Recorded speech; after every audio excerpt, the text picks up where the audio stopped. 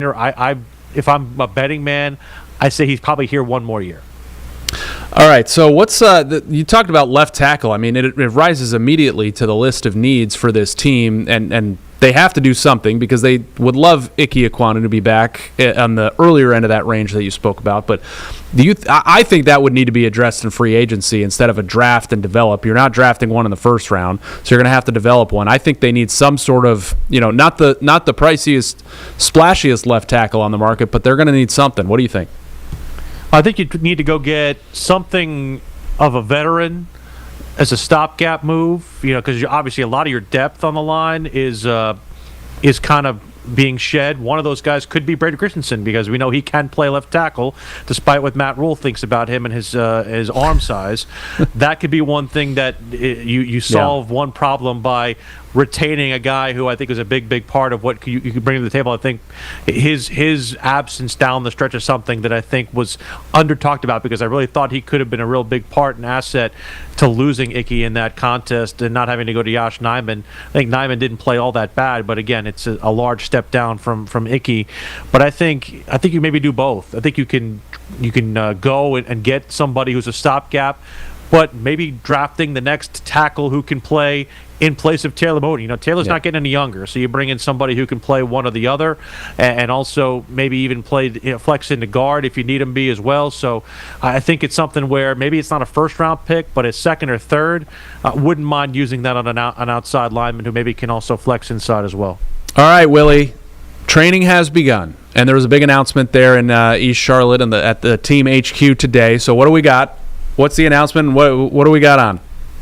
So the new training top is what I'm sporting right now. It's our friends at Thompson Child and Family Services, a fantastic nonprofit agency. And that's the cool part, I thought, was a nonprofit, Yeah, in Charlotte, which is something that you don't usually see with these type of partnerships.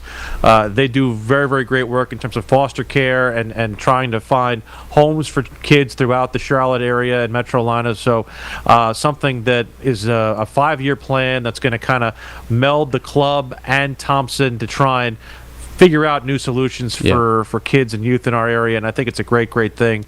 And they'll obviously use the visibility of being on the training top to make people more aware of this great organization and being involved in the community.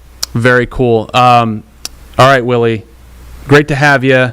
I'm sure we'll have you on again soon. Appreciate it, man. I forgot what I was going to say. You blew that out of the water right there, and it's been a long season. So appreciate you being on Panthers on the Plus. I'll think of it later, and I'll text you. But thanks for being here, buddy. Always good with you, Carboni. Appreciate you, man. Yeah. All right, that's it for Panthers on the Plus. Thanks for joining us all season. We will be back this offseason, free agency, draft, and all that stuff too. Thanks.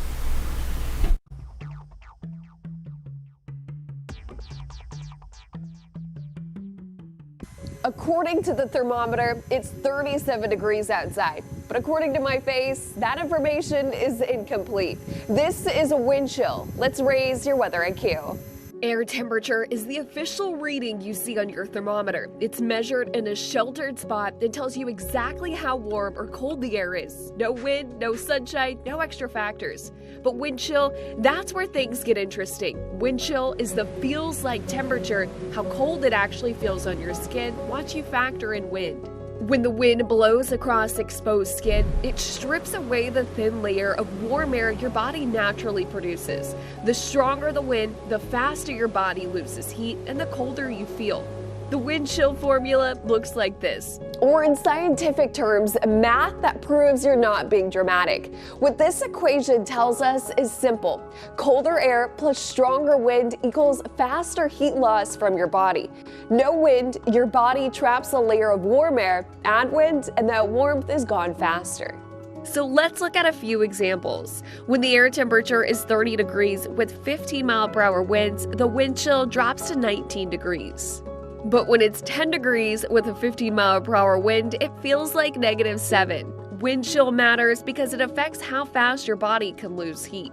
In extremely low wind chills, frostbite can develop in minutes on exposed skin.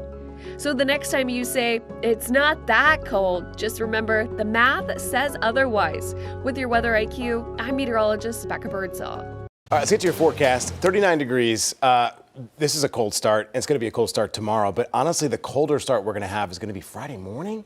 Yeah, In the coldest since, remember a few weeks ago when we were at like 16, it was the coldest of the whole year. This would probably be rivaling that. I think closer to 1920, not the year, but 19 or 20. But the thing is that 16 was the coldest we'd essentially seen all of 2025. So it kind of just shows you how rare those temperatures are. It is January. We got to remind ourselves, right? Because we've had 70, so I think people think we're in the spring mode or something. But yeah, we're still in winter. Yeah, well, I mean, it goes to show you that just as much as you can be 20 degrees above average, like getting to 70, you can just as well be 20 degrees below average, which would put us closer to about 12 degrees. So it's not going to be that low. Thankful for that. Current temperatures in Charlotte, 39 degrees. There is a slight wind chill out there, but it is not going to impact us as much as we did this morning. You can see 39 feels like 36 in the Queen City, closer to the 20s right now in places like Morganton and Boone. Now, heading out the door Tuesday morning, you're going to need the heavy coats. I don't think that it really matters necessarily that we're a few degrees technically warmer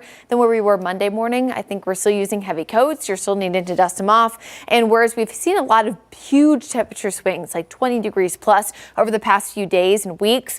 This week, we will see temp changes, but they're not going to be quite as drastic. Probably the only morning that I think we're not going to be feeling the chill and need that heavy coat is going to be Wednesday morning due to increasing cloud cover ahead of our first big storm system this week. But you'll notice that's pretty much the exception, as every other morning we're essentially at or below the freezing mark. Now, the reason why we see this first big change is we're watching an approaching storm system here coming in from the northwest. It's going to sweep across the southeast. Now, when this happens, again, we're seeing increasing cloud cover first because the warm and moist air first pushes in from the southwest before that cold front sweeps in.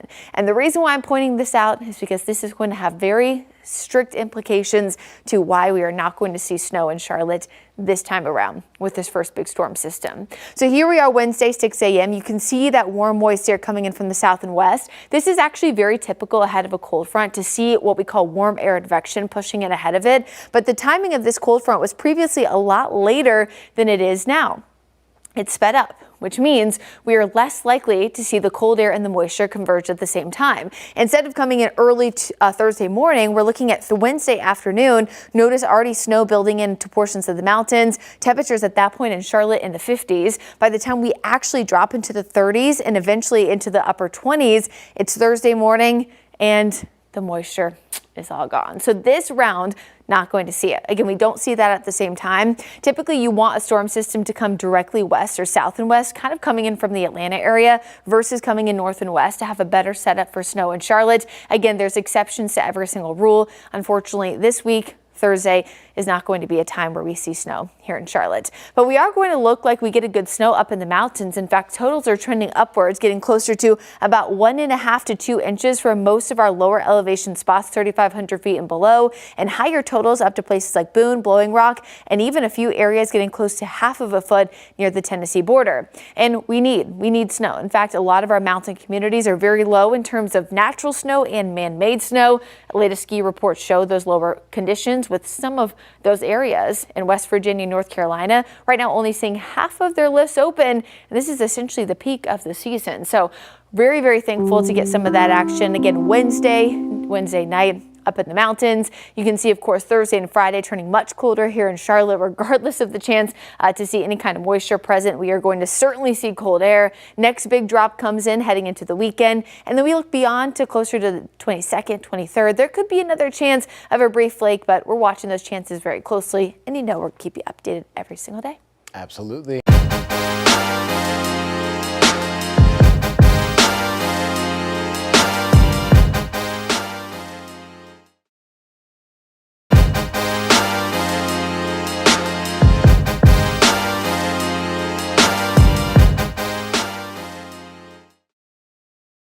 Majestic thanks. Hundreds gathering in uptown Charlotte as part of a nationwide movement that's being called Ice Out for Good. That's right. Protesters say they are calling for accountability following the death of Renee Good, the Minnesota woman shot and killed during an immigration enforcement operation.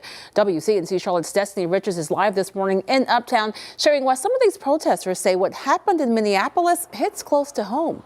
Destiny. Yeah, yesterday afternoon, people gathered in First Ward Park here in Uptown to protest that deadly ICE shooting that happened in Minnesota. And while this happened miles away, protesters believe it could just as easily happen here. Now, the rally was a part of a nationwide movement called ICE Out for Good. Protesters chanted, sang, and held handmade signs while marching through Uptown, demanding justice for Renee Good. Good was shot and killed by an ICE agent during an enforcement operation in Minneapolis last week. Advocates say her death has sent shockwaves through immigrant communities, including here in Charlotte, where Border Patrol activity has already put many on edge. People in our community want to keep each other safe. That's why we're out here. That's why we reacted so strongly when ICE was here in the Charlotte area. We care for everyone around us. We care for our neighbors. And I hope it affects some change. And organizers say this was more than just about one incident. They believe this was about coming together as a community, about community safety, and just standing together despite immigration status. They say they plan to continue staying engaged and pushing for accountability. Live in Uptown, I'm Destiny Richards, WCNC Charlotte. Credit card debt is soaring nationwide, and a lot of your monthly payment isn't actually paying down that balance. Tonight, WCNC Charlotte's Tanya Rivera has a trick, though, to help you get ahead so you're not left asking, where's the money? The average credit card interest rate is, about 22%. That's a 22% charge on top of whatever you owe month after month after month. That's the thing about interest. It just makes every purchase you make cost more money. So if you go into credit card debt, you're actually spending so much more for all of those day-to-day purchases. When paying off your credit card every month just is not an option, how do you get out of paying all that interest? I mean, it's not money that you spend, but you're having to pay the money. The trick is, and yes, there's a trick, getting ahead of your due date. Your interest rate is calculated by your average daily balance. So if across the entire month, your balance is actually lower because you've paid your bill early or you pay it in small increments, then overall, you're going to owe less interest. Here's an example. If you have a $1,000 balance and you have a 22% interest rate and you pay $400 on the due date, which happens to be the last date of the month. Vaughn Marshall. CMPD says Marshall was shot and killed Sunday on I-77 near Remount Road just after midnight. His mother tells us she's trying to understand how her son never made it home. She's hoping others can learn from this to prevent similar tragedies. Other people who is watching, just talk to your kids and just pray and just let them know that gun violence is not the answer. Just because you have a gun, that don't mean you just have the right to go out and shoot and do whatever you want to do. A GoFundMe has been set up to help cover Trayvon's funeral expenses. If you have any information about this shooting, contact CMPD. We are also learning more about the shooting involving a Gastonia police officer. It happened Saturday at Jacob's Food Mart on Gaston Avenue. The North Carolina SBI says the victim, Derek Manigault, died from his injuries. Right now, we're working to find out what led up to this shooting. Both officers involved remain on administrative leave as the SBI continues its investigation. Gastonia police say the department will also conduct its own internal review. South Carolina's Attorney General releasing new data showing how human trafficking remains a widespread problem. Research found that minors make up the vast majority of victims at over 90%. It shows law enforcement investigated more than 300 tips last year, including many with child victims. Officials reported cases in 41 out of the state's 46 counties, with Greenville County with the most investigations at 35. The next phase of the Eastland Yards development now moving forward. After years of sitting empty, the old Eastland Mall site now home to several projects. Last night, City Council approved the first retail shops for the project. They include a Latin dance studio, a salon, gelato shop, and a new Manolo's Bakery. The owner of the bakery spoke out at the meeting, discussing the importance of improving the area at a time like now. We went to just 2 months ago. Being an immigrant, it means to be brave. And I'm here in front of all of you and asking you to give me this opportunity because we can create something big. The shops will join homes, a park, and a sports and entertainment complex already under construction at Eastland Yards. 7:09 right now. A showdown brewing over the nation's financial watchdog as Jerome Powell pushes back against a federal investigation and political tensions rise. We'll give you insight coming up next, right here on WCNC Plus.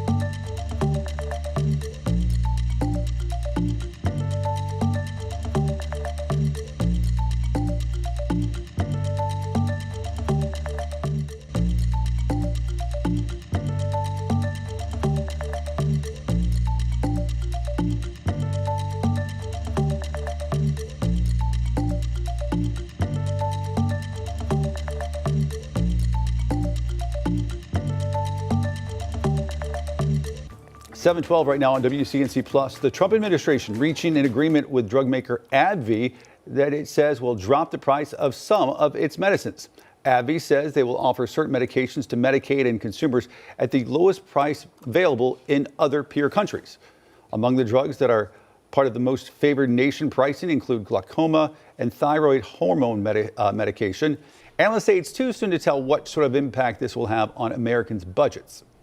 President Trump heading to Michigan today to highlight his push to strengthen U.S. manufacturing. His visit includes a tour of a Ford plant that builds F-150 pickups and a speech to the Detroit Economic Club. The trip comes as concerns about jobs and rising prices continue to shape public opinion. Democrats arguing the president's policies are not easing the financial strain that a lot of families feel out there. This morning, Federal Reserve Chairman Jerome Powell is pushing back against the Justice Department criminal investigation. And now even some Republicans are warning the case could threaten the Fed's independence. NBC's Alice Barr explains what's driving the investigation and why it matters for our economy. This morning, political pushback over the Justice Department's investigation into Federal Reserve Chairman Jerome Powell, with a series of Republican lawmakers voicing concerns. I know Chairman Powell very well. I will be stunned. I will be shocked if he has done anything wrong. Chairman Powell himself announced the Federal Reserve had been subpoenaed, he says tied to his congressional testimony in June about costly pre-planned renovations to the Fed's headquarters in D.C. that shot from $1.9 to $2.5 billion. Though not taxpayer money, President Trump has slammed the overruns, while also repeatedly pressuring Powell to lower interest rates. Well, I'd love him to lower interest rates. The chairman calling that pressure the true source of the criminal inquiry with the Federal Reserve. Setting interest rates based on our best assessment of what will serve the public, rather than following the preferences of the president. Now, in a joint statement, all living former Fed chairs and several Treasury secretaries warning the DOJ inquiry threatens the Federal Reserve's independence and risks hurting the U.S. economy and inflation. The White House denies President Trump sought the investigation, and the president told NBC News he would not try to pressure Powell that way, adding, quote, "What should pressure him is the fact that rates are far too high. That's the only pressure he's got." The U.S. Attorney for Washington, D.C., Jeanine Pirro, posted that her office contacted the Federal Reserve to discuss renovation cost overruns and Powell's testimony, but were ignored, necessitating the use of the legal process. 3 sources familiar with the investigation tell NBC News Pirro's office launched the probe late last year and did not contact Maine Justice Department officials or the White House before issuing subpoenas. Another source tells NBC News Treasury Secretary Scott Bessent voiced frustration with the inquiry to President Trump and believes it's a distraction. In Washington, Alice Barr, NBC News. 7:15 now. Minnesota is suing the federal government in an effort to end the deployment of immigration agents to the state. That lawsuit, filed by State Attorney General Keith Ellison, names officials with the Department of Homeland Security, ICE, and U.S. Customs and Border Protection as defendants, and alleges the deployment of thousands of agents violates the First and 10th Amendments of the Constitution. The deployment of thousands of armed, mass DHS agents to Minnesota has done our state serious harm. This is, in essence, a federal invasion of the Twin Cities and Minnesota, and it must stop. This comes after DHS Secretary Kristi Noem said hundreds more federal officers are heading to the state amid those protests over the killing of Renee Good by an ICE officer. Arizona Senator Mark Kelly suing Defense Secretary Pete Hegseth and the Pentagon after Hegseth said last week steps were being taken to downgrade Kelly's military retirement rank and pay. Kelly argues their effort to censure and demote him is unlawful and unconstitutional. The move was in response to a video Kelly appeared in urging members of the military not to comply with illegal orders. The Pentagon did not immediately respond to a request for comment. Today, we are celebrating the tiny, colorful creations that have been brightening pages and sparking creativity for more than a century. We're talking about National Sticker Day. That's next.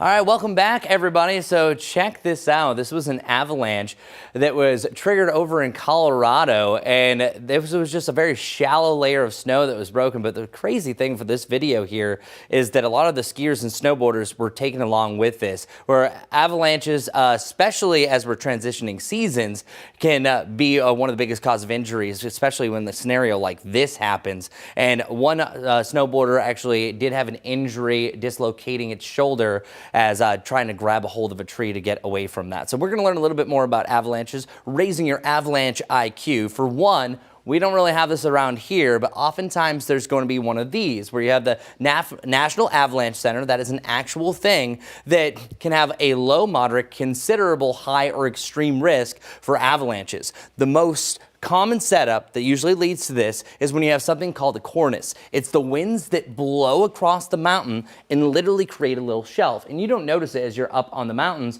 So then sometimes when skiers or snowboarders, even sometimes animals can disrupt that, it can allow just enough of a divot and it breaks off and it creates a little bit of an avalanche. So building on our weather IQ, some avalanche facts, most common from December to April. So it's this time of year during the wintertime, of course, and humans trigger 90% of all avalanche disasters. And that, what you just saw, was an example. Up to 40 deaths in North America happen from this alone.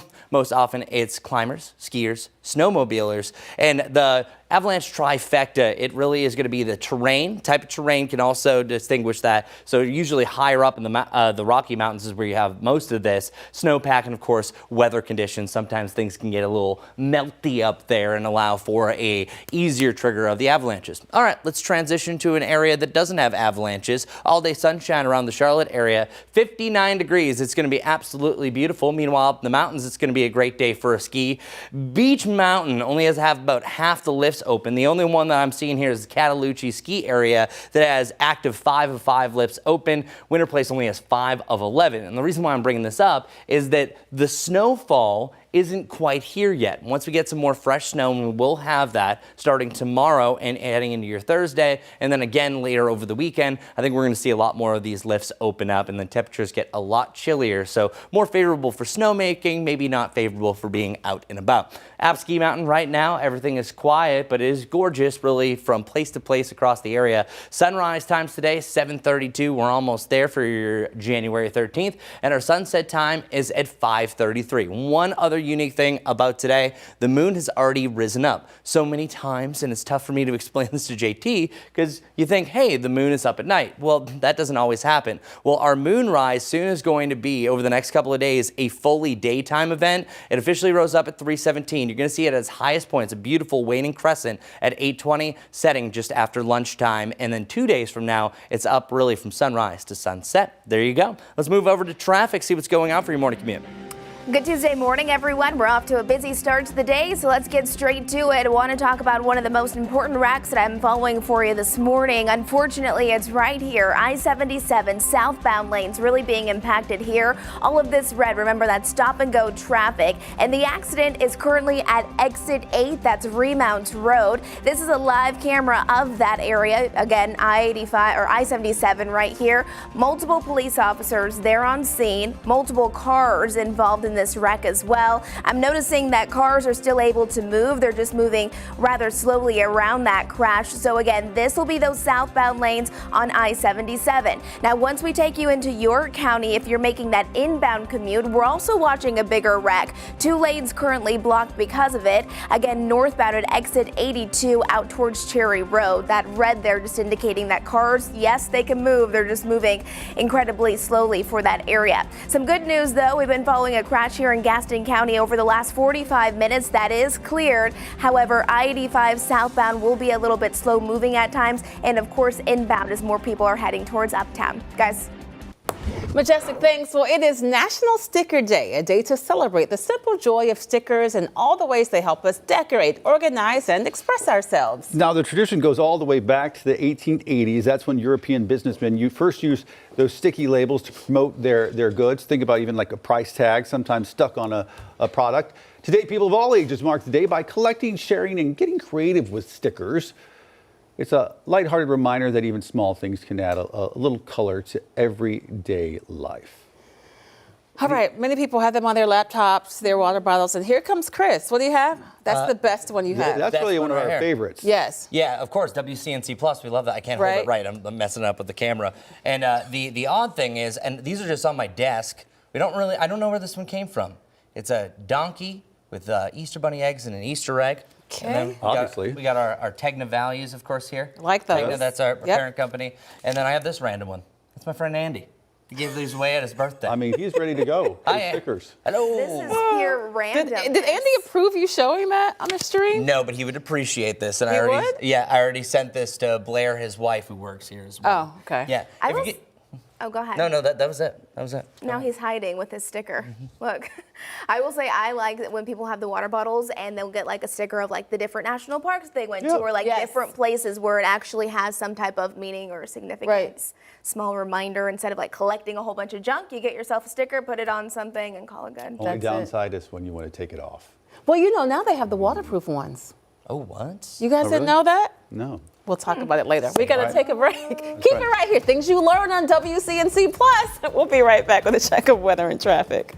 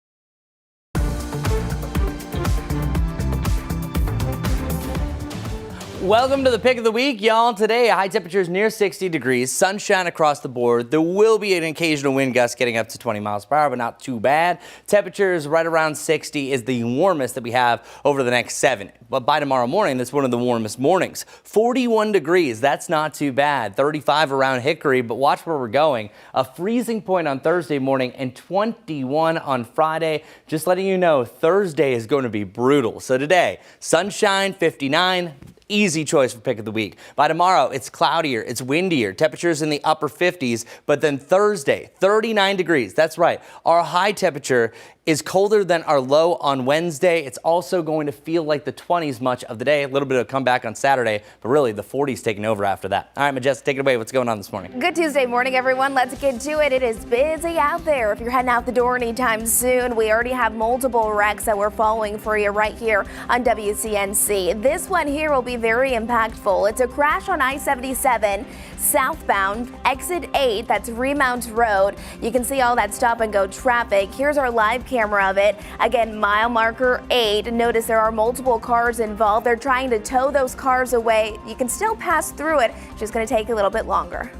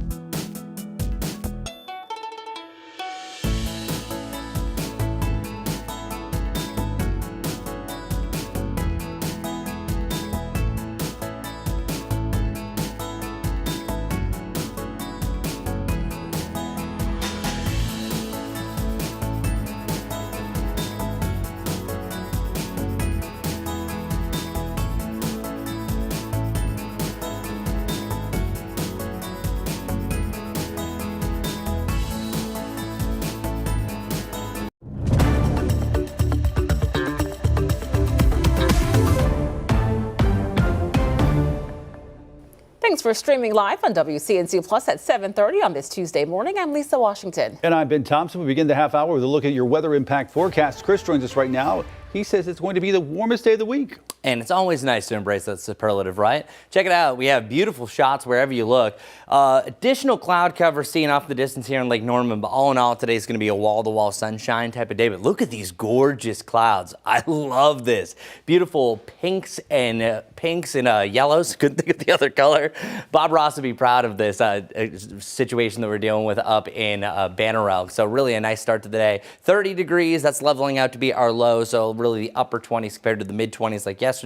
And incredibly, because of this cloud cover, you are 33 degrees in Boone. It is warmer in Boone compared to Charlotte. Power of clouds in the morning. Here's Laddie and Lassie, our dogs of the day. We feature, by the way, a pet of the day, dog of the day, every day around 6:25 around WCNC Charlotte. I like to share it with you occasionally over here on WCNC Plus. This is sent in by Karen. So yeah, I'll try to feature this at least once during the 7 o'clock each day. Sunshine galore, so great for a dog walk, maybe more so if they're wearing their doggy sweaters. Temperatures getting back into the lower to the mid 50s to start off the afternoon, but sunshine across the board. This was an easy choice for the pick of the week just because of how warm it truly is going to be compared to the other days. Upper 50s as well. So many times you can have a warm up, but then it's also cloudy and breezy. Today is a little bit windier than what we had yesterday. Going to see some wind gusts maybe up to about 15 to 20 miles per hour here and there, but still really not too bad. Those winds are going to change though. Boy, are they going to change. By your Wednesday morning, winds out of the southwest are starting to warm us up. So we're actually similarly warm tomorrow, but we have clouds most of the day and it will be on and off breezy. But it's a warmer wind out of the southwest, just like what we had on Saturday. And once that shifts out of the northwest, we notice the winds of change. Wind gusts to about 25 by 5 p.m. We're going to be tanking our wind chills close to about a 0 mark up in the high country. Our average 25 mile per hour gusts will continue into the evening, and see these winds up and over 40 miles per hour. If they're starting to exceed 45 to 50, I would not be surprised if we have a wind advisory for the high country. But other than that, it's just going to be plain old windy and cold going forward for your Wednesday and Thursday. Wednesday, still a warmer wind, starting off either side of 40 degrees. Through the afternoon, I think you have clouds win out the horizon, but there could be some avenues of clearing, allowing for a brighter sky from time to time. But the big story is the snow up here in the mountains. Up to 1 inch to 2 inches is possible now for the Boone area. No winter weather advisory at this point, but the higher totals are certainly going to be higher up above 4,000 feet close to the Tennessee border. As for the Charlotte area, it's just a passing sprinkle that I think we really see to end the day. We're just way too dry with this system, and some lingering flurries jog into your Thursday. But the big deal here is going to be how it feels. So the only rain chance we have going forward in the near term is an isolated chance on Wednesday and a spotty one on Saturday. So it looks like the next 7 days definitely staying on the drier end. So I'm going to end this right here with our snowfall outlook for the mountains. We have a dusting possible through your Wednesday afternoon. It's more of a coating up to 1 inch during your Wednesday evening, and then on and off snow Wednesday night into Thursday morning could bring those totals as high as around 2 inches. So keep that in mind. So definitely not a great drive. It could be worse, not a big snowstorm, but definitely some weather hazards. It's definitely Thursday morning into your Thursday afternoon. So note that. We'll talk a little bit more about our sunrise changes and our snowfall forecast over the next 10 days. But first, let's get right over to your morning commute. Good morning, Majestic. Good morning, everyone. Well, here's the thing. It is a busy start to our Tuesday morning commute. We are looking at not just our typical delays, but we also have a handful of ongoing wrecks. Let's walk you through a few very important ones. This one is still quite impactful. All of this red indicating stop and go traffic. That's on I-77 southbound lanes. Exit 8 specifically is where this crash is. That's Remount Road. Here's a live camera look of what's going on. I will say it does seem like things are improving. Earlier, we had multiple cars out there, 2 lanes blocked, tow trucks still out there trying to get those cars off of the main roads, and a couple police officers there as well. So keep this one in mind. You can still pass through it.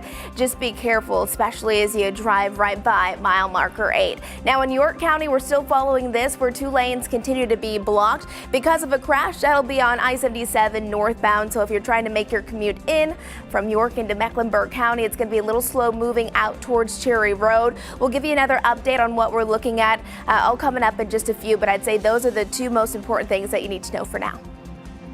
A statewide push to curb distractions in your child's classroom is now in effect, and today Governor Josh Stein is going to be hearing from local educators about how it is working. The governor is visiting a Charlotte high school this afternoon as districts across North Carolina adjust to those new limits on student cell phone use. WCNC Charlotte's Destiny Richards is live this morning at East Meck High with what this means for the students and their teachers. Destiny. Yeah, Governor Josh Stein will be here at East Mecklenburg High School this afternoon, just after 1 o'clock, and he'll be hearing directly from teachers about this effort to decrease distractions in the classroom and have more focus in the classroom. Now, this is after school districts across North Carolina met a January 1st deadline to comply with a new cell phone law signed by the governor last summer. It passed with near unanimous support, requiring schools to limit cell phones and social media access during the school day. For Charlotte Mecklenburg schools, that means students must have their phones turned off and put away during instructional time. But there are some exceptions, like when a teacher approves the device for learning or in the event of an emergency. Absolutely. We will communicate with parents in the event of an emergency. In fact, what I would say to parents is, if there is an emergency, the last thing that you want your child doing is texting you what is happening, because they won't be able to hear the instructions for our emergency protocols. And Governor Josh Stein will also be visiting career and technical education classrooms here at East Meck. And again, it is mainly about seeing if that cell phone law is working and how it's impacting students. So we'll have a team here this afternoon and we'll bring you what the governor and educators have to say about these new cell phone restrictions. Live in East Charlotte, I'm Destiny Richards, WCNC Charlotte. All right, Destiny, thanks so much for that live report. This morning, we're learning that 2 people are facing attempted murder charges for a drive-by shooting in Wingate. Investigators tell us Tavion Young and a juvenile were arrested just days ago in connection to the incident that happened last month. The juvenile's name is not being released. Young was taken to the Union County Jail, where he is being held without bond. The man accused of opening fire on an Amazon driver in Richmond County is back behind bars. A check of the Richmond County Jail website shows Sidney Pittman is now charged with 2 counts of attempted murder. Investigators say Pittman shot at that driver who mistakenly pulled into his driveway last month.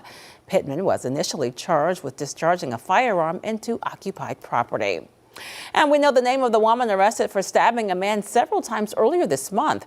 Police say 31-year-old Glendy Chichag is facing several charges, including domestic violence. The man was stabbed at an apartment complex in southeast Charlotte near the intersection of Albemarle and Sharon Amity Roads. Chichag is in jail with a $1 million bond. Happening today, a group of Buddhist monks walking for peace will arrive in York County. They've been on the move for nearly 80 days, marching through South Carolina since last week. The sheriff's office says they are working with organizers to make sure they find the safest route for the group through the area. By the way, they started their 2,300-mile journey in Fort Worth, Texas back in late October. Their final destination set for Washington, D.C. Walmart teaming up with Google to give customers a special shopping experience. We're going to share what to expect from that rollout.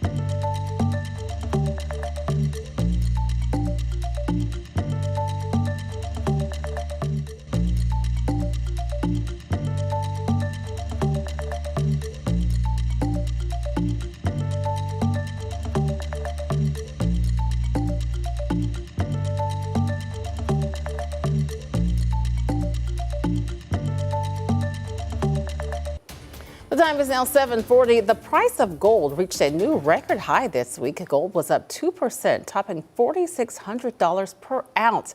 Now, the price did go down slightly after hitting that all-time high. Analysts say gold continues to be a profitable investment, already up 6% since the start of the new year. Global political uncertainty is adding to the precious metals' appeals. Meta is set to trim its workforce. The tech giant says it plans to lay off roughly 10% of its 15,000 staffers in the Reality Labs division. The move comes as Meta is focusing more attention on creating next-generation artificial intelligence. Meta has nearly 80,000 employees overall, and these cuts will disproportionately affect those who are in the metaverse unit. The job cuts could be made as official as early as today. Walmart changed the way we all shop. The grocery chain announcing a new partnership with Google that will soon allow all of us to use Google's AI assistant Gemini to find and buy products from Walmart and Sam's Club. The companies did not say when the new shopping feature will launch or share financial details, but they did note the experience will roll out first here in the U.S. before it expands to the rest of the world. North Carolina Senator Tom Tillis says that he is drawing a line against political pressure on the Federal Reserve. WCNC Charlotte's Ben Briscoe explains how it could impact your wallet. The Federal Reserve's main goal is to balance two big tasks: keeping the job market strong and keeping inflation in check. Now, to do that effectively, Congress decided decades ago that the Fed should operate independently from politics, so it can focus on long-term economic stability without short-term pressure to push interest rates up or down for political gain. Since January, President Donald Trump has repeatedly called on the Federal Reserve to cut interest rates faster, arguing lower interest rates would boost economic growth and reduce borrowing costs for Americans. The president has also openly criticized his own Fed chair appointment, Jerome Powell, for not lowering rates faster. And now we have a man that just refuses to lower the Fed rate, just refuses to do it. And he's not a smart person. The tension escalated this weekend when the Federal Reserve Chairman, Jerome Powell, disclosed that the Department of Justice served him with grand jury subpoenas, threatening a criminal indictment tied to testimony he gave before Congress last year. That testimony involved a renovation project of historic Federal Reserve buildings. But Powell says the subpoenas should be viewed in a much broader context. The threat of criminal charges is a consequence of the Federal Reserve setting interest rates based on our best assessment of what will serve the public, rather than following the preferences of the president. This is about whether the Fed will be able to continue to set interest rates based on evidence and economic conditions, or whether instead monetary policy will be directed by political pressure or intimidation. The situation prompted a strong response from Senator Tom Tillis. In a written statement, Tillis said, if there were any remaining doubt whether advisors within the Trump administration are actively pushing to end the independence of the Federal Reserve, there should be none. It is now the independence and credibility of the Department of Justice that are in question. Tillis says he will oppose the confirmation of any Federal Reserve nominee, including the next Fed chair, until the legal matter surrounding Powell is resolved. The Senate Banking Committee is narrowly divided, with 13 Republicans and 11 Democrats. Tillis's opposition alone could make it far more difficult for President Trump to replace Powell, setting the stage for a high-stakes fight over who controls the nation's interest rates. Ben Briscoe, WCNC Charlotte. 7:44 right now on WCNC Plus. A wave of nostalgia sweeping across the country, and it's changed the way we shop. Stay tuned to see what's back in demand.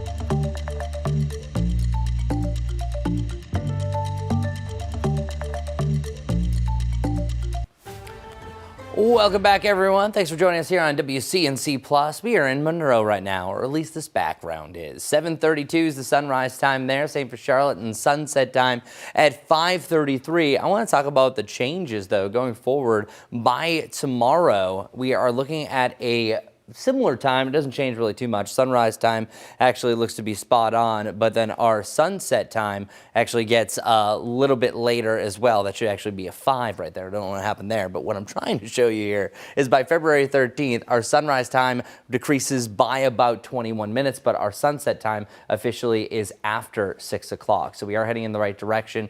It's typically February that we really start to gain a lot more daylight day by day. Our 24-hour temperature change, this is a weather hit all about changes. It is about 3 to 5 degrees warmer really across the Charlotte area compared to what we had at this time yesterday, and 12 to 15 degrees warmer up in the high country. That's current temperatures that are freezing or above up in the mountains. 30 degrees right here around Charlotte. One of the cooler spots, Salisbury and Lincoln at 24, 25 over in Morganton. So yeah, it's a cold start. It's not how you start, it's how you finish. And we are looking at a high right around 60 degrees today. But as far as our lows are concerned, they're going to come up a little bit before they drop big time.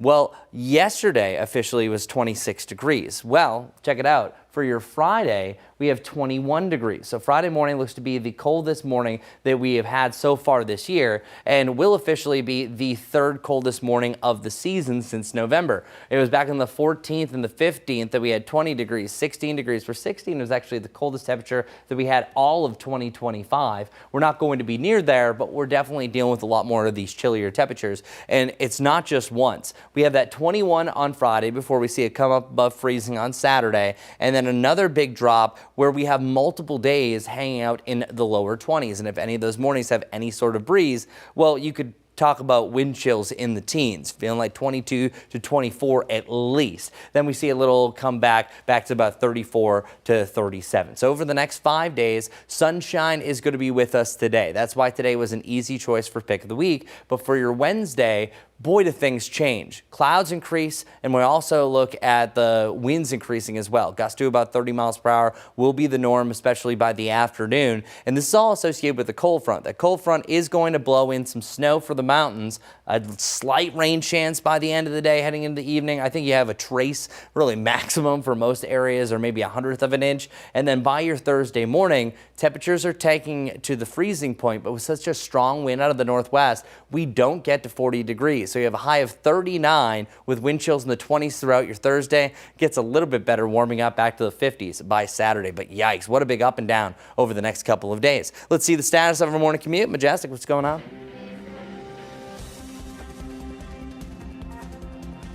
Definitely still busy out there. We still have a handful of ongoing wrecks, so let's talk about them. The couple of important ones that I want to point out is going to be right here. You still see all that red heading towards and outside of Uptown. That's still going to be on I-77 southbound. Southbound lanes really being impacted still by this significant crash happening at exit 8. That's Remount Road. We're seeing delays in both directions, but the delays on those southbound lanes is because of this ongoing wreck. It is starting to clear very nicely. You can see those cars off to the side now. They had a couple of tow trucks trying to get it moved, but that's been a little problematic, and those delays are still in place. Now, once we head into York County, this is not cleared yet. 2 lanes still blocked. Again, I-77, this time northbound lanes out by Cherry Road. So delays are in place. Still, I would add about 5 to 10 minutes for that morning commute if you typically drive that way. And this is a newer one. 1 lane currently closed because of a crash.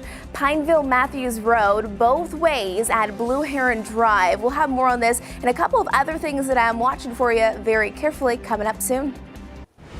Majestic, thanks. 7:51 now. It's a trend happening across the country. Vinyl album sales in the U.S. are rising, and it's not just records. Yeah, in fact, several sources say they are seeing more people looking to disconnect from digital life by turning to more traditional formats like books, DVDs, even VCRs. Drew Peters reports on the ongoing trend. For me, it's just like a much more enjoyable, focused way of listening to music, I guess. Browsing his local record store is something Portland resident Matt Nye says he's been doing more and more recently.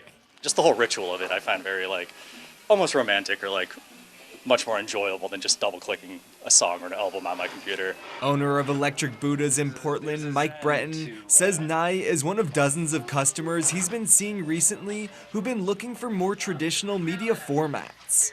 There's been a huge demand for things you would normally have given away a year or two ago or 5 years ago. People are looking for VCRs. People are looking for even DVD players now.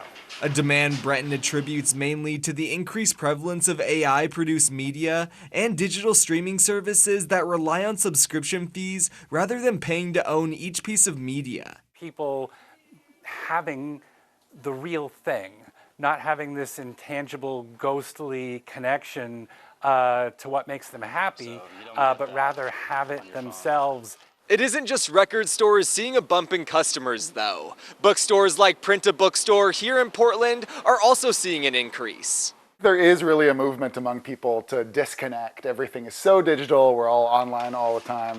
A movement co-owner, Josh Christie, says is bringing a variety of young readers to his shop, sparking enough demand for them to start 5 different book clubs this past year. There is growth in the physical bookstore space, and I think that wouldn't be happening if people weren't really yearning for this physical media. Among the customers looking to disconnect are Zoe Sabatish and May Peterson, And then I'll read the covers of a bunch and then choose one. who say the overwhelming onslaught of constant access to media through our screens is pushing them to spend more time reading physical books. I think it adds like a slowness into my life that I don't get when I'm spending time on a screen. A trend they say they're seeing grow among their generation, and one both shops hope continues. I do think books are a different scenario than DVDs. Agreed. I mean, like, who enjoys reading from their screen? I know love a lot a of people physical who book. like the Kindles though. Yeah, I know, because I I see know, their I know. perspective. You don't want a ton of books in your house. I Like I don't understand. like the clutter. I don't want a ton of books or DVDs or CDs. So I like the digital aspect of it. But with a book, like I like to have it in my hand and then like donate it or get rid of it because I don't need to collect all these hundreds of books throughout my life. See, I push back on that. I like a nice wall Like with all a- your Oh, books. yeah. So Set you of can books, yeah. decorate them beautifully. I do You get can that. put them by the color of the spines. You can But are you arrange reading them too? Yeah. Oh, okay. Yeah, I love Yeah. reading a physical book. Yeah. Well, I was talking about Blu-rays returning. I knew And you were going to mention no, that. like that's much better. Like Majestic's already read a couple of books this year, right? Yeah. But Blu-rays, it's coming back, baby. Yeah. Told you. And anybody who says they want a VCR, just a reminder of having to rewind and fast forward and set the little record thing to option. turn the tape. Yeah, no, nobody misses that. No. Nobody. All right, live pictures right now over uptown from our WCNC tower camera. Take a look. 32 degrees as you head out the door. Keep What it right about a here. cassette tape? No, not that either. I'm down with that. No, not that either.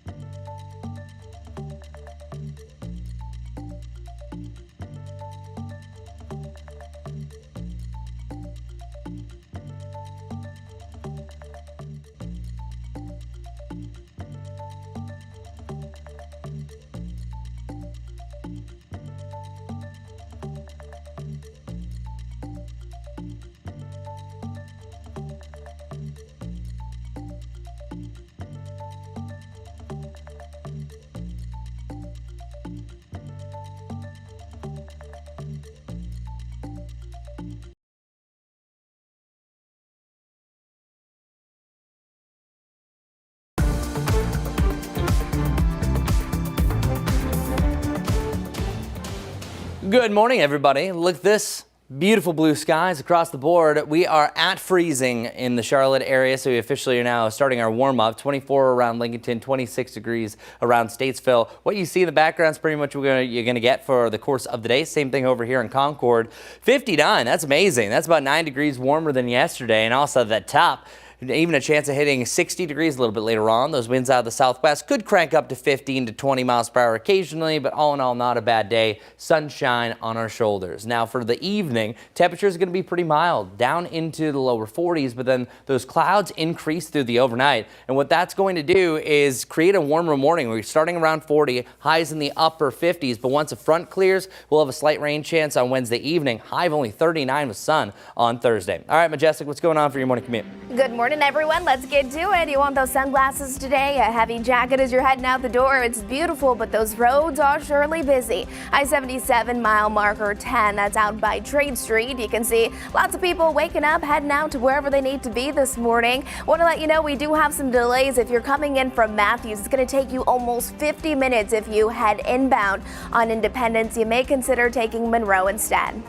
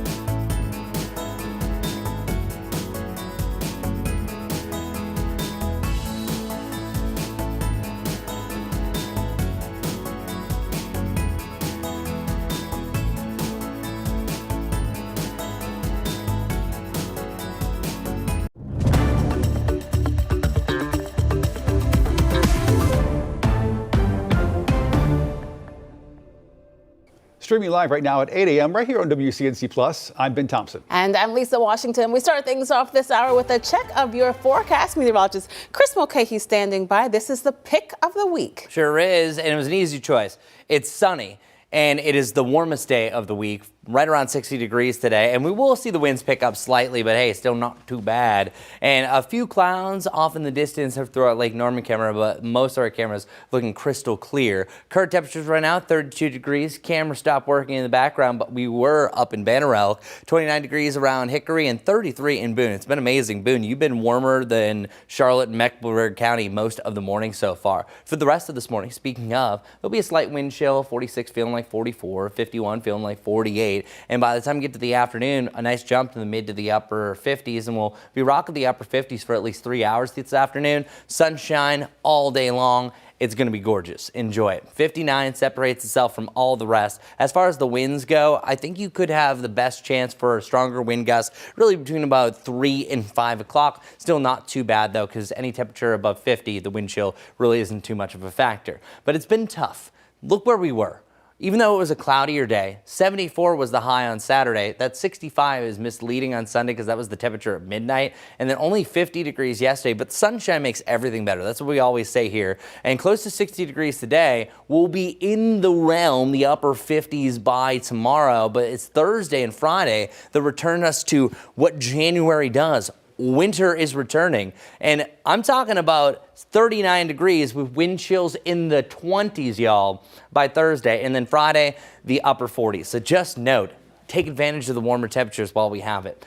By tomorrow morning, it'll be cloudier, and that's why we're starting off around 40 degrees. But on and off through the afternoon, I think there will be some breaks. This is not instant cloudiness for your Wednesday. It's also a breezy day as well, but at least it's a warmer breeze. As far as any precipitation goes, there is a slight chance for the Charlotte area, but it's more so going to be up in the North Carolina mountains. I think it starts as early as about noon to 2, but we start to see our snow accumulations really by the late afternoon heading through the evening. As far as any rain is concerned, it's Wednesday evening for us here around Charlotte. A passing shower, sprinkles, I think are the most likely scenario here. Should be overcast at that point, and then once this clears out, we'll really see temperatures drop, but we'll see on and off snow, especially along the Tennessee border, all night Wednesday into Thursday morning, and some lingering flurries on and off heading into your Thursday afternoon. But then once that cold shift happens, that's where we have that stark difference. Where wind chills in the mountains, by the way, you're going to be either 0 to about -5. So definitely on the colder end for your Friday morning. And Friday, only a low of 21 degrees on Friday morning for us here in Charlotte. We'll see a little bit of a comeback to 55 before we level out in the 40s. So that colder winter air definitely taking over. So that's why you have to take advantage of our pick of the week. All right, that wraps up weather. Let's see how traffic's starting the 8 o'clock hour here on WCNC Plus. Let's do it. Good morning, everyone. Well, it is slow moving out there. Lots of our cameras showing just lots of cars as people are heading out the door. It's 8:03 now. This is I-77 out near I-277 Trade Street, where things are looking all right. But look at this. This is going to be our drive time. So if you're coming in from Gastonia right now, it is really going to take you quite some time. Matthews as well. We have delays coming in all directions. I-77, I-85, multiple car crashes here. Let's highlight a few of them for you. So I want to take you into York County. So if you're making that inbound commute on I-77 right now, 2 lanes still blocked on I-77 northbound. That's exit 82B out towards Cherry Road. Still seeing some of those delays that are building in addition to our typical delays that we would already expect. This crash here, it's going to be on Dixie River Road, both ways at Gannon Drive. Once we head over towards the east, just a bit 485 out towards Matthews. The inner loop specifically between Mitt Hill and Matthews will be slow moving. We do have that one crash right now on Independence. Still not completely cleared, however, it is looking better. Independence at Village Lake Drive. Be mindful of that. I'll show you a couple of other wrecks all coming up here soon. All right, folks, it's official. More money headed to the newly formed Metropolitan Transportation Authority Board. Last night, Charlotte City Council approving the plan to spend $4.3 million to help jumpstart that board's work. WCNC Charlotte's Richard Devane joins us live this morning along the light rail and south end. And Richard, we know the council members are hoping that this will earn the public's trust after several violent incidents on public transit. Yeah, that is the hope, Lisa. Good morning to you. Good morning, Ben. Good morning. Good Tuesday morning, folks watching us on the Plus. Basically, this organization is set to take care of the transportation plans for the next 30 years here in Mecklenburg County. Most importantly, making sure that folks who take transportation, public transportation, are safe. Now, a city council has voted to begin funding the newly formed Metropolitan Public Transportation Authority. They unanimously approved the $4.3 million allocation yesterday at their regular meeting. City leaders say the funds will cover administrative startup costs, including legal services, insurance, consultants, and operational planning as the member MTPA board prepares to take over the Charlotte area transportation system. The funding marks the first lump sum investment for the MPTA, which will oversee transportation issues across the county. The money will come from existing sales tax revenue. Now, one of the authority's top priorities is improving safety on the light rail system following several high-profile incidents on the Blue Line. The MPTA must have governance, financial plans, and operational systems in place before new transportation tax revenue begins flowing in on July the 1st. You know, I always tell people that when you look at strong transit, or that doesn't start with rail or buses. It really starts with governance, it starts with financial controls, and it starts with systems that earn public trust. Yeah, and they also say that money, again, is, that's Dimple Maris, city council member at large, saying that the money will be taken from already money that's been collected, that's been allocated for things like this. This is not part of that sales tax that was voted on for the referendum that was voted on just last year. They say that money starts coming in on July the 1st. We're right here in the South End. This is Richard Devane. We'll send it back to you. Richard, thank you. A man accused of stabbing somebody near an uptown bus stop will face a judge later this month. It happened Saturday night on Trade Street near South Davidson. 44-year-old Franklin Morris is being held in jail under what is now Arena's law and faces multiple charges, including assault with a deadly weapon. Right now, he remains behind bars with no bond.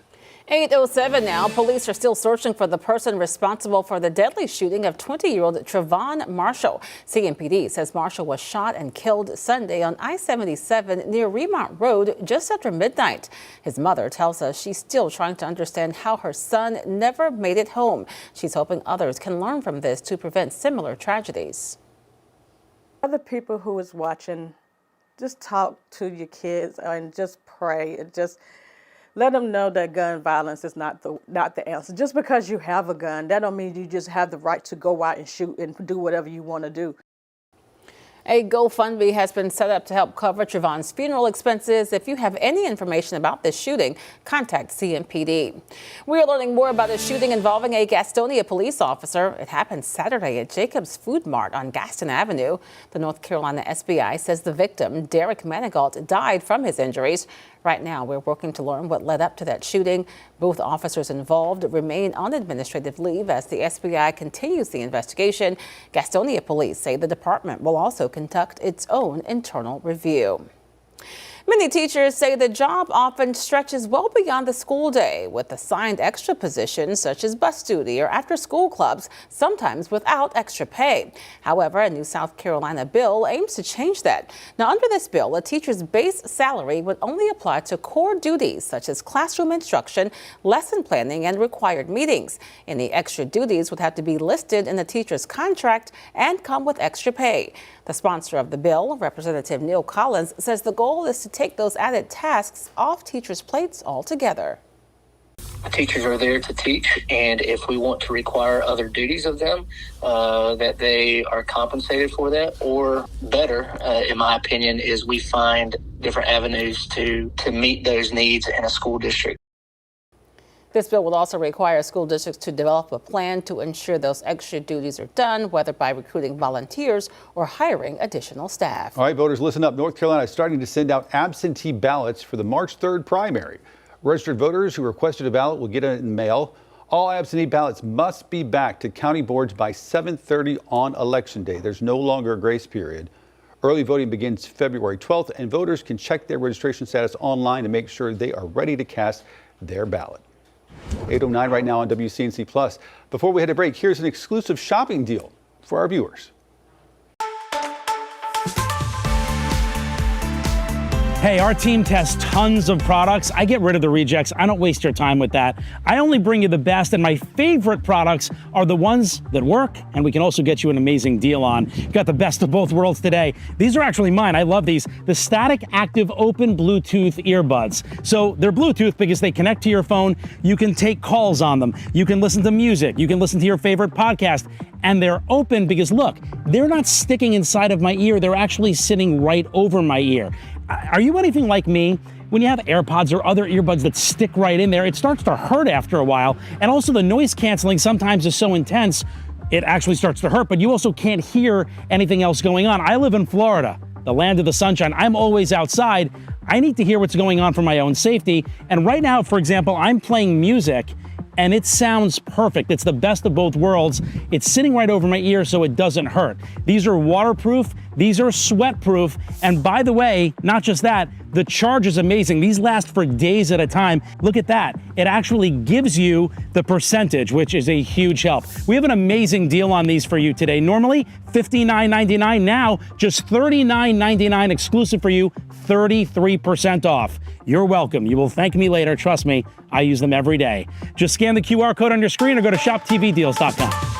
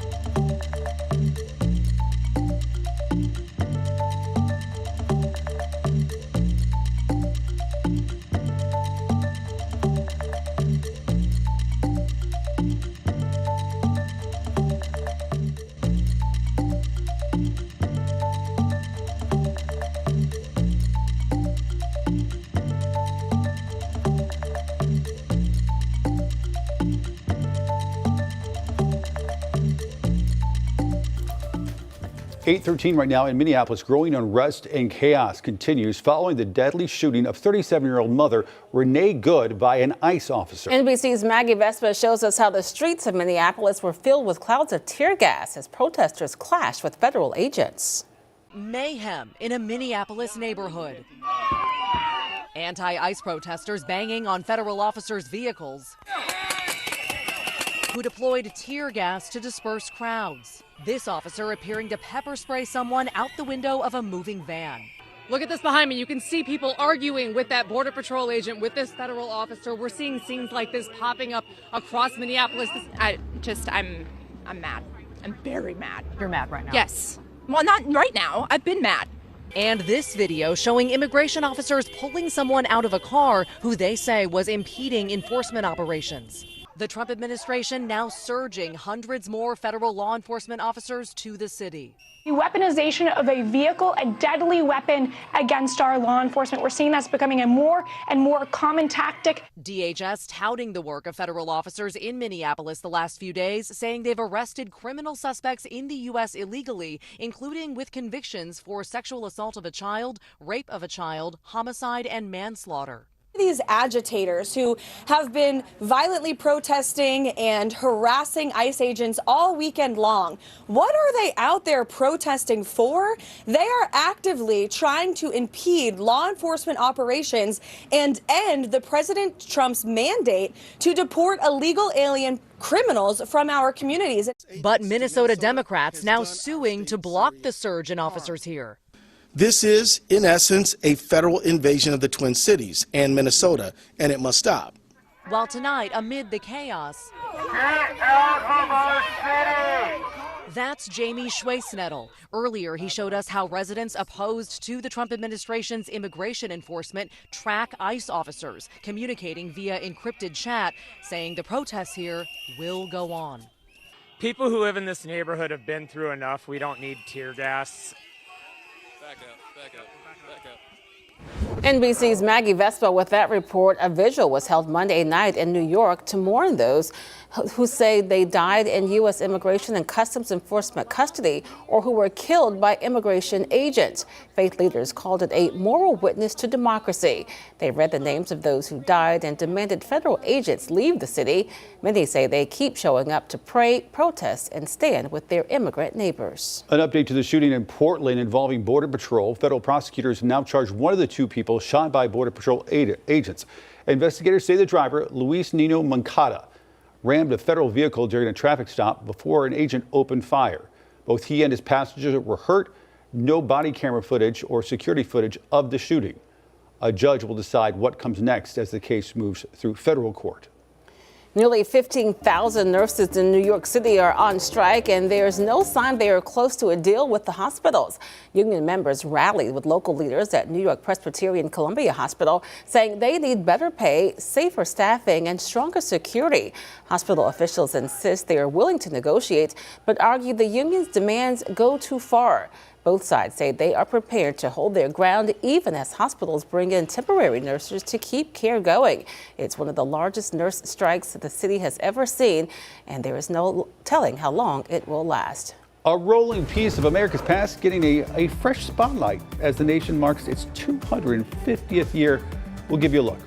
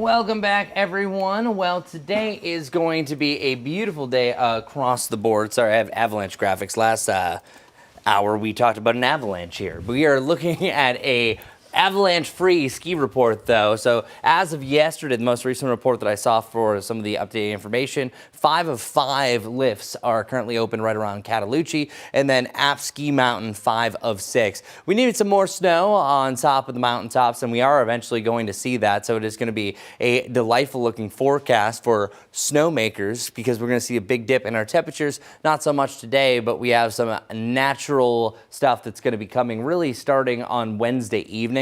I think we see snow throughout the afternoon for Pinola, Boone, surrounding areas, Jefferson, Blowing Rock, Banner Elk, naming a few, through the afternoon on Wednesday. Once you get to the evening, that's where we're really starting to accumulate things. Overall, it does look like to be a ½ inch to an inch of snow up to this point. Now, the mountaintops, like top of App Ski Mountain, Beach Mountain, I think that you are going to see upwards to 4 inches of the white stuff when all is said and done. And we could double these totals because it's going to be a slow go as far as snow sticking around through the first half of your Thursday, where we could see up and over 2 inches. But we are not looking at any winter weather advisory, just because of how slow this is in general. And even looking at some of our model data, it only has us under a just minor winter impact for the North Carolina mountains. Now, if Charlotte was receiving this, it would be pandemonium, but mountains, you can handle it, so it's just going to be likely some delays. So kiddos, letting you know you could either be remote or at least a 2-hour delay, and that's going to be Thursday morning, not tomorrow morning, Thursday morning, because tomorrow morning it's actually going to be delightful. I love where our lows are going in the short term. So let's look at our lows as far as the Charlotte area versus the mountains are over the next 10 days. Check this out. Temperatures are very mild tomorrow, 41 degrees because of that cloud cover. And then after that, we're returning to the normal, which is 32, and then even below normal for multiple days. 21 on Friday, 23, 22, 24 the following Monday, Tuesday, and Wednesday. So yeah, it's going to be quite chilly. Meanwhile, up in the mountains, you are expecting a big dip in our lows overall. I think a lot of those are going to be dropping down into the teens, even seeing some signs of some of the single digits. Check it out. Sorry, the graphic was taking forever to load. 32 degrees tomorrow morning, but then 11, 8, 15, 12, 6. Get ready for a big winter return coming up on that extended forecast. That's why you have to enjoy today, the pick of the week, and tomorrow, the warmest morning that we have for the foreseeable future. Let's see what the current is for our morning commute. Majestic, what's going on? Good morning, everyone. Still busy out there. Let's highlight a few things that you may encounter as you're heading out the door this morning. This is I-85 there out near Graham Street. Not seeing any big delays out that direction. But our drive times, let me tell you, they do not look good, whether you're coming in from Matthews, Gastonia, Belmont, even out towards Salisbury. So make sure you plan for enough time to get to where you need to be. Let's highlight a few of our newer crashes for you this morning. As you can see, we have our typical delays, but we also have a handful of ongoing problems, including this one. This is at Bellhaven Boulevard at Mount Holly Huntersville Road, seeing some minor delays there. Once we head down to the south, I just want to show you those delays inbound on I-85, outer loop of 485 out near Berry Hill. No wrecks here, just a lot of people traveling in the same direction. One area where we actually do have a wreck, it's a newer one. One lane is blocked because of it. It'll be on Tryon Street, northbound at Tyvola, seeing some minor delays there. And then off to the east we go. One lane currently closed from Independence once you're getting onto 277. That's exit 2B, so seeing those delays really build on Independence right here. And then additional crash that just cleared on Independence, so just that one once you get close to Uptown. Guys. All this year, America is celebrating its 250th anniversary, and one celebration in a nod to the country's bicentennial anniversary from 1975 to 1976. This American Freedom Train traveled across the country. That train carried with it iconic American artifacts from the Constitution to Martin Luther King Jr.'s robes and props from The Wizard of Oz. But the locomotive was in need of some repairs. After a new coat of paint and some repairs to the headlights, this is what the Freedom Train looks like now. It's on display at the B&O Railroad Museum in Baltimore. Now, in addition to an exhibit on the train, there will be a year of programs leading up to the 200th anniversary of American railroads. It looks good now. That's right. 250 years. That's amazing. Right? Very nice. We're just getting started. Yeah. That's right. Up in Spencer, they still have that like working, I forget what it is, the round thing. The train museum. Yeah, Yes. yeah. But there's the actual thing that like turns around where they would spin the trains around. Okay. That's actually working. It's like one of the few that are working across the United States. So if you haven't been up there, I highly recommend it. I want to do the one. Sorry, go ahead. It's very popular with the Polar Express. They do it every single Yes. year. It sells Yes. out every single year. It's a big thing for families. I want to do the one where you're sitting on the railroad track and you have your legs going, like you go down a railroad track and you get to see like a beautiful view. You sent me a video of it the other day. I forgot specifically where it was, but that's on my bucket list for sure. Let me know how it is. We're going to take a quick break. Make sure that you keep it right here on WCNC. Plus, a beautiful view of our uptown skyline, courtesy of our WCNC tower camera.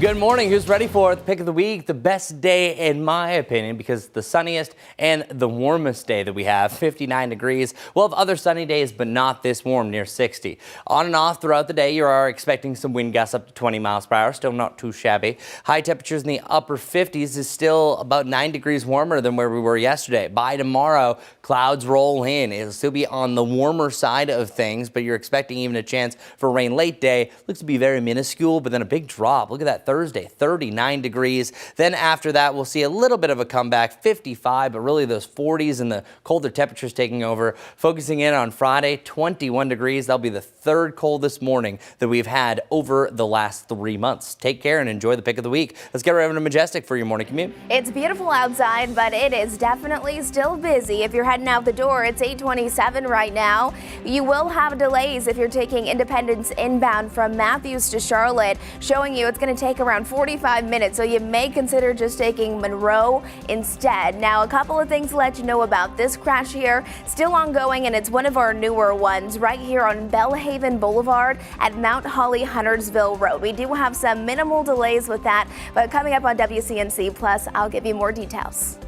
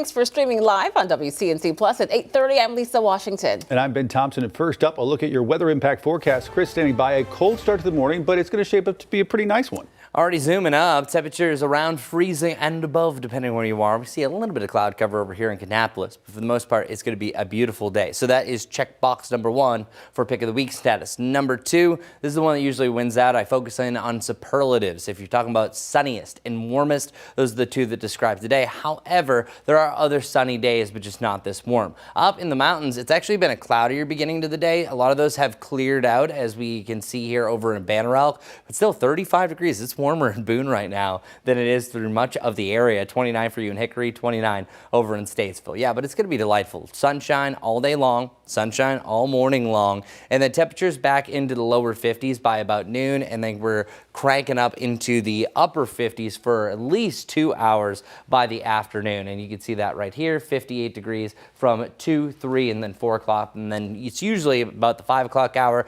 that sun is getting lower on the horizon, officially setting around the 5:30 half hour, and then boom, we see the big drop. But over the next 3 days, you notice which one of these days don't go together. We have 59 today, 57 tomorrow, and then what are you doing Thursday? 39 degrees, come on. Where our lows are actually warmer tomorrow morning than they are for our highs on Thursday. And then Fridays really settle out to our coldest part in the near term.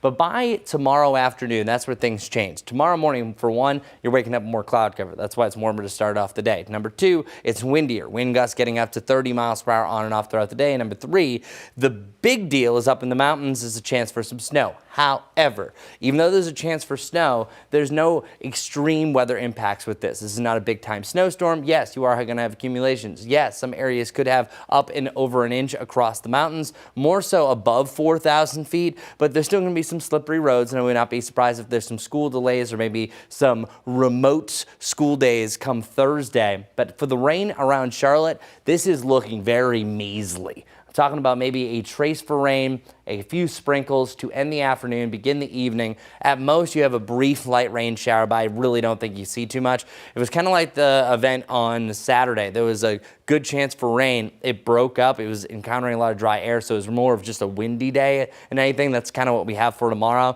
But that snow will be pretty consistent, especially heading through the evening up in the North Carolina high country. And boy, do we feel a difference for wind chills. You got to know this. By Thursday morning, we're anywhere from 0 to -5 up in the high country, feeling like 20 to 25 across Charlotte. But the thing with Thursday is the strong winds out of the northwest don't allow us to warm up all that much. So we're still feeling like 20 to 25, maybe 30 when the winds are lightening up a little bit through the course of your Thursday. So I know that I'm showing you on our 7-day forecast 39 degrees. With the winds, especially this time of year, you got to factor in it won't feel like 39 unless you completely block out the winds. Sunshine makes it better. That's one thing that we have. Winds try to lighten up a little bit on Friday. We have a little bit of a comeback on Saturday, but another cold front kicks us back down in the 40s, and the long-term forecast even has a lot more of those 20s taking over, just like 21 on Friday morning. Yikes. So yeah, enjoy today. This is why it's the pick of the week when you compare it to all the rest. All right, Majestic, what's going on? Good morning, everyone. Well, drive times are really backed up a lot. We're seeing an accident right on Independence. So if you typically are driving in from areas like Matthews, you take Independence or Monroe, I would just allow for a little extra drive time. Right now, cars not even going 20 miles an hour along Independence. Going to take you around 40 minutes if you're coming in from Waxhaw this morning. Now, I will say my map is surprisingly looking a little better. I know it still looks like it's chaos, but earlier this morning we had almost double the amount of that. Still following this crash right here, Bellhaven Boulevard, Mount Holly, Huntersville Road, seeing orange now, which means those delays are getting a little bit worse, just slow moving traffic right along that. I-85 inbound lane slow, of course, as people are heading towards Uptown. 485, this is the outer loop out towards Berry Hill, where we do have red conditions popping up, meaning cars are just moving slow again. Again, this is going to be the car accident. It's going to be right between Independence and as you get onto 277, specifically exit 2B. So a very well-traveled place this time of the day. That's what's really backing up Independence right now. And then out towards Mint Hill, we have a new crash on I-485. That'll be the southbound lanes at exit 44. That's Fairview Road. Again, going to see those delays once we're heading from Mint Hill heading towards Matthews. And then finally, one lane is blocked right here on Pavilion Boulevard southbound at Salisbury Road. So bottom line, we have a lot going on. Take it easy this morning. Right now, we're not seeing anything significantly delaying you on I-77, though. Thanks. A statewide push to curb distractions in your child's classroom is now in effect. And today, the governor is hearing directly from local educators about how it's working. The governor is going to visit a Charlotte high school this afternoon as districts across North Carolina are adjusting to those new limits on student cell phone use. WCNC Charlotte's Destiny Richards is live this morning at East Meck High School with what this means for the students and for their teachers. Destiny. Yeah, Governor Josh Stein will be here at East Mecklenburg High School this afternoon. He'll be coming to hear directly from teachers about this effort to have fewer distractions and more focus in the classroom. Now, this all comes after school districts across North Carolina just met a January 1st deadline to comply with a new cell phone law signed by the governor last summer. It passed with near unanimous support, requiring schools to limit cell phones and social media access during the school day. For Charlotte-Mecklenburg schools, that means students must have their cell phones turned off and put away during instructional time. But there are some exceptions, like when a teacher approves a device for learning or in the event of an emergency. Absolutely. We will communicate with parents in the event of an emergency. In fact, what I would say to parents is if there is an emergency, the last thing that you want your child doing is texting you what is happening because they won't be able to hear the instructions for our emergency protocols. The governor will also be here to tour career and technical education classes here at East Meck. And again, this is also about the cell phone law and how it's working out, how it's impacting students. So we'll have a team here this afternoon to bring you what the governor and educators here have to say about the impacts of these new restrictions. Live at East Meck, I'm Destiny Richards, WCNC Charlotte. Destiny, thank you. 8:37 now. This morning, we are learning that 2 people are facing attempted murder charges for a drive-by shooting in Wingate. Investigators tell us Tavion Young and a juvenile were arrested just days ago in connection to the incident that happened last month. The juvenile's name isn't being released. Young was taken to the Union County Jail, where he is being held without bond. The man accused of opening fire on an Amazon driver in Richmond County is back behind bars. A check of the Richmond County Jail site shows Sidney Pittman is now charged with 2 counts of attempted murder. Investigators say Pittman shot at the driver who mistakenly pulled into his driveway last month. Pittman was initially charged with discharging a firearm into occupied property. And we now know the name of the woman arrested for stabbing a man several times earlier this month. Police say 31-year-old Glendy Chichag is facing several charges, including domestic violence. The man was stabbed at an apartment complex in southeast Charlotte near the intersection of Albemarle and Sharon Amity Roads. Chichag is in jail with a $1 million bond. Happening today, a group of Buddhist monks are going to be walking for peace and arriving in York County. They've been on the move for nearly 80 days, marching through South Carolina since last week. The sheriff's office says they're working with the group to make sure that they take the safest route possible. The group started their 2,300-mile journey in Fort Worth, Texas in October. Their final destination is Washington, D.C. A high-stakes showdown at the Supreme Court today as justices take up a case that could reshape who gets to compete in school sports. We'll explain next.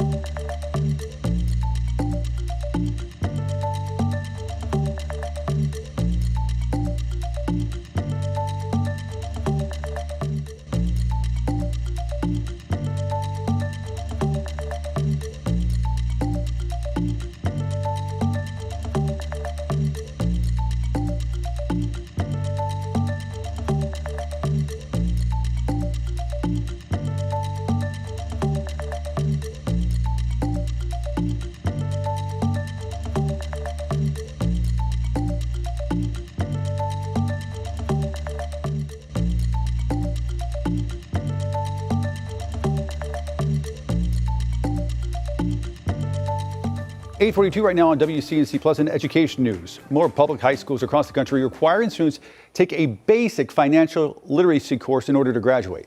Reporter Jen Sullivan explains what students are learning and how it can prepare them for their financial future. From balancing a budget to learning how loans work, exposing your kids to financial life skills can help prepare them for the future. We want to make sure that we have these basic skills to then adapt. Billy Hensley is the president and CEO of the National Endowment for Financial Education. They work with local school districts across the country to incorporate financial literacy classes into their classrooms. When I was young, we didn't talk about money in my home. We didn't talk about it in college. And when I got my first job, I had no idea how to navigate the benefits, the 401k, the match. The NEFE conducted a survey last spring and found 82% of respondents who attended high school say they wish they were required to complete a personal finance class when they were in school. Topping the list of skills they wish they had learned, spending and budgeting, followed by saving, earning an income, and managing credit. At least 30 states, seen in green on this map, now have a financial education requirement. The orange states have a partial requirement. In some states, actually, the requirement actually requires FAFSA, which is the form you have to fill out to get financial aid and student loans. A certain level of literacy is part of the financial education course. Many college graduates are already facing the financial burden of loans. The Department of Education estimates current total student loan debt has topped $1.6 trillion. Hensley says these classes will help students better understand how these loans work. He hopes more states will adopt these courses. For Consumer Watch, I'm Jen Sullivan.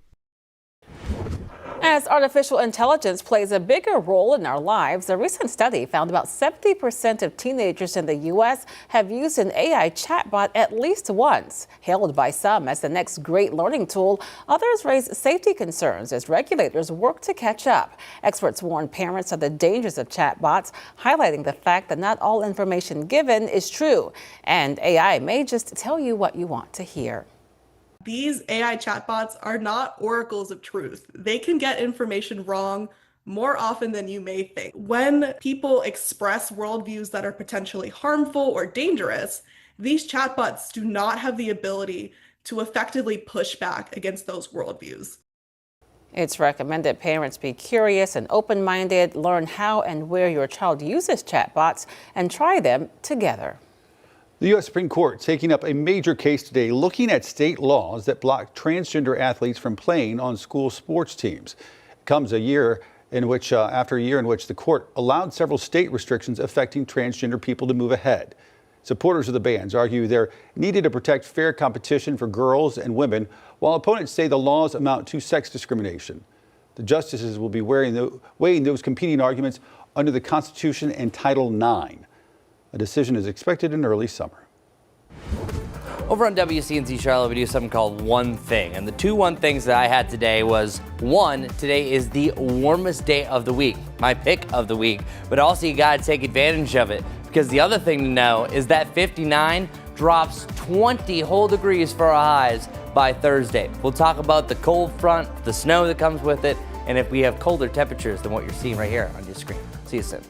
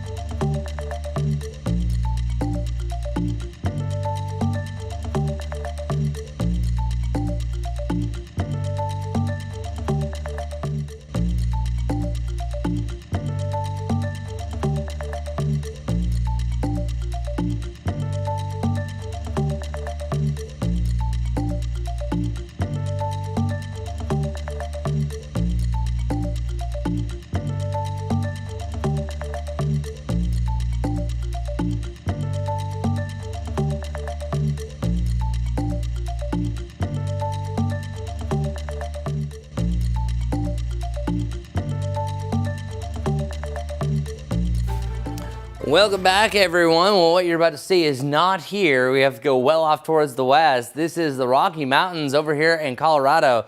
You're looking at an avalanche. It's not often that you see this perspective. So yes, it was skiers and snowboarders that triggered this avalanche, and that is actually the most common way that we usually see an avalanche. Now, some of these individuals fared better than others. This one, not so much. Check it out.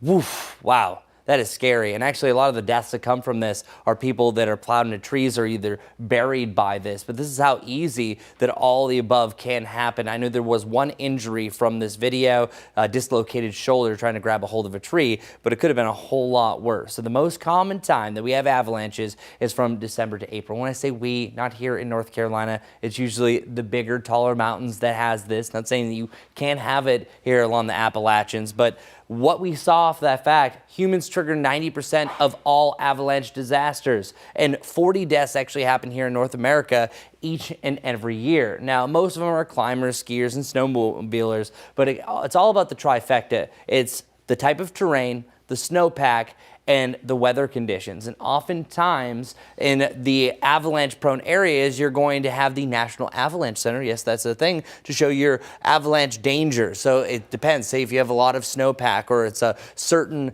environment that gets a lot of these cliffs or cornices of snow. And that's usually what happens, that you'll have this little branch of snow and you don't even realize when you're on it. And then when you get enough weight, and animals can do this as well, it avalanches down. So now we know, learning a little bit more. No avalanches in the forecast, though for us here locally, we haven't had enough snow. They get a lot more snow up in the Rocky Mountains because it literally goes a mile high up in the atmosphere and much more above that. We have some mile high spots such as Grandfather Mountain and Mount Mitchell, but nothing compared to the Rocky Mountains. As far as the ski lifts that are open, we have 5 of 5 open here over in Cataloochee. Winter Place needs some more snow, and I think they're going to get some over the next couple of days, especially Wednesday into Thursday morning. So we first have our signs of snow along the Tennessee border starting on Wednesday afternoon.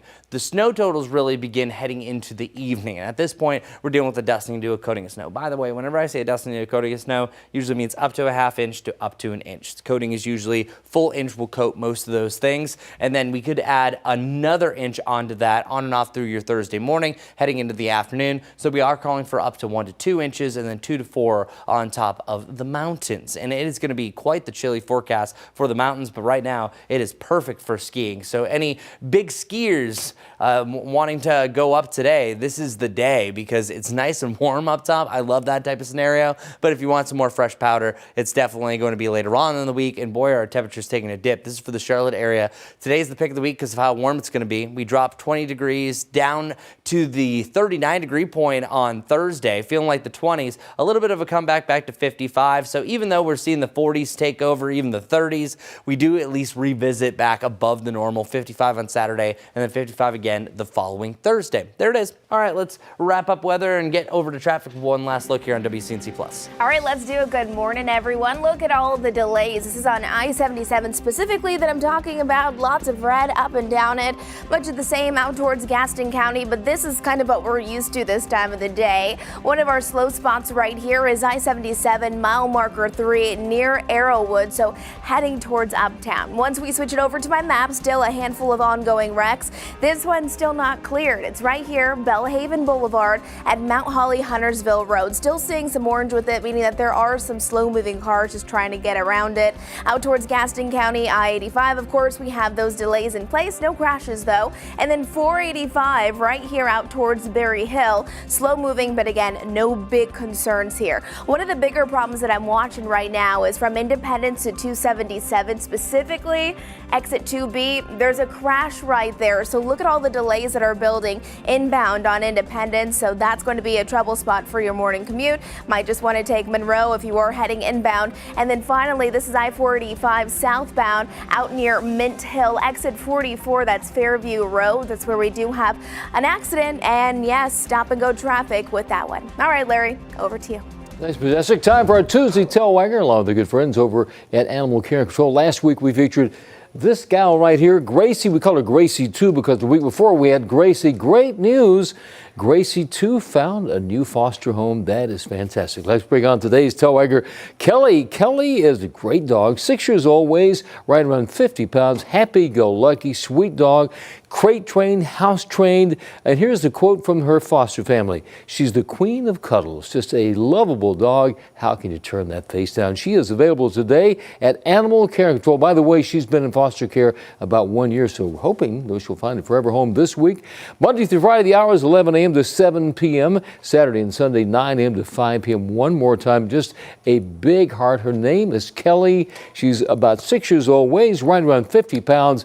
And Kelly is our very special Tuesday tail wagger. All right, Larry, thanks so much. Well, before we go, we want to give a shout out to the ladies of Delta Sigma Theta Sorority Incorporated. It was founded 113 years ago on January 13th, 1913 at Howard University. 22 young African American women came together to create a sisterhood that was based on scholarship, service, and social action. And today that organization has grown with more than 350,000 members, including yours truly. There are thousands of chapters worldwide, including 2 in our area. There's Charlotte alumni and there's the Concord alumni chapters. The sisters continuing that same legacy 113 years later. So happy Founders Day to all of the ladies of Delta Sigma Theta Sorority Incorporated. Very nice. All right, folks, keep it right here on WCNC Plus. Coming up next, our own Jane Monreal is going to take over from our live Impact studio. That's coming up at 9 a.m.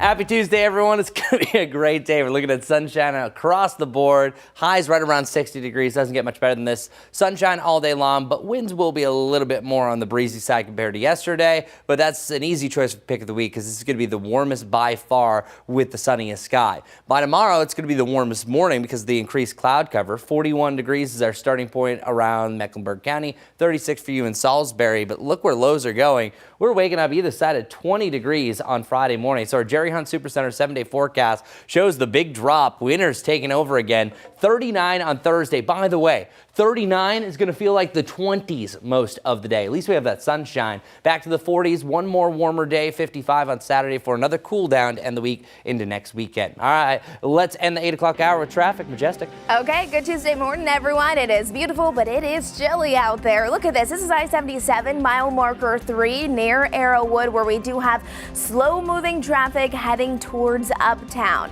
Our drive times also aren't looking the best. If you're coming in from Matthews, going to take you around 45 minutes because we're following this crash right here near Uptown from Independence to 277 exit 2B. That's where things are really going to delay you. You might just want to take Monroe.